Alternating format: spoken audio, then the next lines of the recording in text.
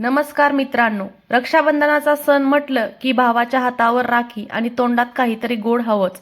आज मी बनवणार आहे अगदी खमंग, स्वादिष्ट आणि तोंडात टाकताच विरघळणारे रक्षाबंधन स्पेशल बेसन लाडू। हे बेसन लाडू घरच्या घरी अगदी सोप्या पद्धतीने तयार होतात आणि सणासाठी एकदम परफेक्ट आहेत। तर त्यासाठी मी इथे पहिल्यांदा 4 कप बेसन घेतलेलं आहे। नंतर 2 कप, याच कपाने मोजून मी 2 कप पिठी साखर घेतलेली आहे। नंतर आपले लाडू सजवण्यासाठी थोडेसे पिस्त्याचे काप आणि पाऊण वाटी इथे मी तूप घेतलेलं आहे, जे की मी मेल्ट करून घेतलेलं आहे। एकदम रूम टेम्परेचरवर तूप पाहिजे आहे। नंतर आता हे बेसन मी एकदम चाळून घेतलेलं आहे, जेणेकरून चांगलं त्याच्यात अजिबात लम्स होत नाहीत आणि चांगलं भाजलं जातं। आता एक जाड तळाची कढई आपण गॅसवर ठेवून घेणार आहोत। तर जाड तळाची कढई घेतल्यामुळे बेसन अजिबात करपत नाही आणि एकदम एकसारखं भाजलं जातं।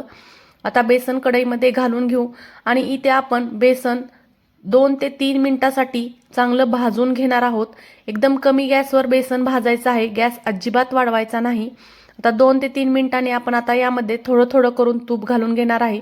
तर मी जेवढं तूप घेतले त्याच्यापेक्षा मला जास्त तूप लागलं आहे। तर आपण आता थोडं थोडं करून तूप घालायचं आणि बेसनमध्ये चांगलं मिक्स करून घ्यायचं आहे। तूप आणि बेसन चांगलं एकजीव करून घ्यायचं आहे।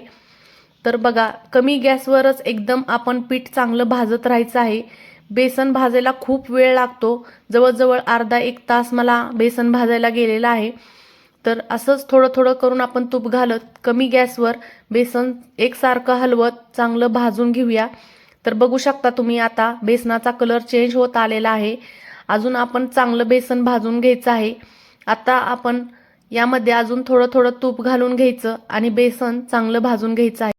तर तुम्ही बघू शकता, जसा जसा वेळ जाईल तसं तसं बेसनचा कलर चेंज होत येत आहे। तर बघा, इथे बेसन चांगलं भाजलं गेलं आहे। अजून बेसन आपण भाजायचं आहे। बघा तुम्ही, बेसन असं तूप सोडायला सुरुवात झाली आहे।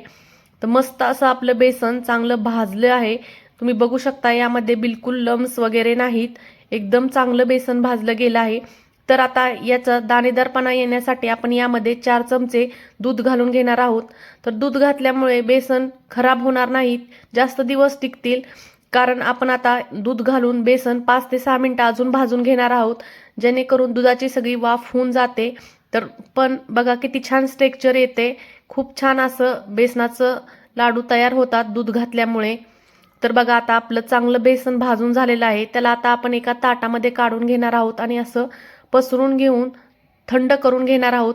एकदम हलकं थंड करून घ्यायचं। तर तुम्ही बघू शकता, आपलं बेसन चांगलं थंड झालेलं आहे। तर बघा किती मस्त असं त्याचं कलर आलेला आहे, एकदम छान बेसन भाजलं गेलं आहे। तर आता यामध्ये पिठी साखर घालून घेऊ।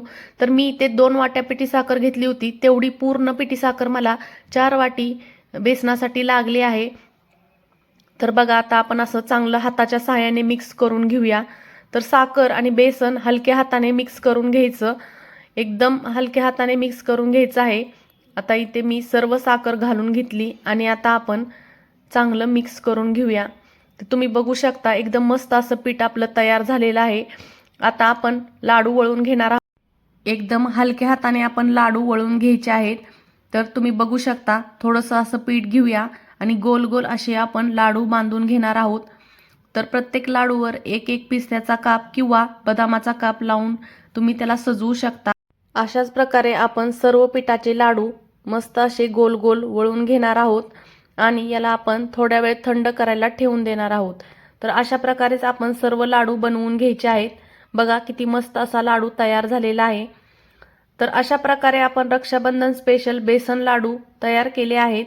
किती सुंदर खमंग बेसनाचे लाडू तयार झाले आहेत। व्हिडिओ आवडला असेल तर लाईक करा, कमेंटमध्ये रक्षाबंधन स्पेशल नक्की लिहा आणि आपल्या चॅनलला सबस्क्राईब करून बेल आयकॉन दाबायला विसरू